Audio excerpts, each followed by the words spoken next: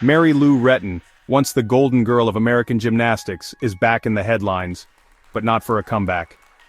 On May 17, 2025, Retton was arrested in Fairmont, West Virginia, for allegedly driving under the influence. According to the police report, Retton's Porsche was seen swerving on the road. Officers pulled her over and noted that she smelled of alcohol, slurred her speech, and failed a field sobriety test. Inside the car they found a screw-top wine container on the passenger seat. When asked to take a breathalyzer and a chemical blood test, she refused both. So, what was her fault? Legally, refusing a breathalyzer or blood test in West Virginia triggers immediate consequences under the state's implied consent law.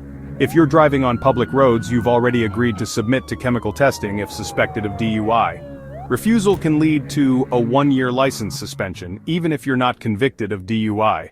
Retton's refusal, combined with failed field sobriety tests and the presence of alcohol in the vehicle, made it easy for officers to arrest her on suspicion of DUI. This is a serious charge. In West Virginia, a first-time DUI offense can result in up to 6 months in jail, a $500 fine, and license suspension. Refusing the test adds more complications, making it harder to defend the case in court. But what happens next? Retton will likely face court proceedings where evidence like the police report, officer testimony, and possibly dashboard camera footage will be reviewed. If convicted, she could face penalties even as a first-time offender. However, because this is a non-violent misdemeanor and her public standing is so high, her legal team might pursue a plea deal, potentially reducing jail time or avoiding it altogether through community service or enrollment in a DUI education program. Can Mary Lou Retton overcome this? That's a tougher question, but not impossible to answer. Retton has faced adversity before, from her early retirement at 18, to the financial struggles revealed during her 2023 health crisis, to her battle with a rare pneumonia that nearly took her life. She's had to rebuild herself multiple times. Her recent efforts to return to public life, like speaking tours and interviews, showed signs of resilience.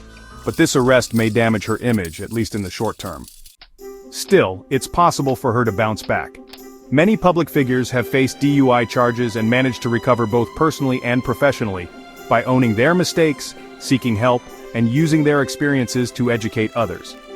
If Retton addresses the incident openly, seeks any necessary treatment, and uses her platform responsibly, she could turn this low point into a new beginning. What does the law say about rehabilitation? West Virginia, like many states, offers DUI offenders the option to participate in safety and treatment programs. These can include counseling, alcohol education, and ignition interlock devices. First-time offenders often benefit from these programs, especially if they show genuine remorse and a willingness to improve.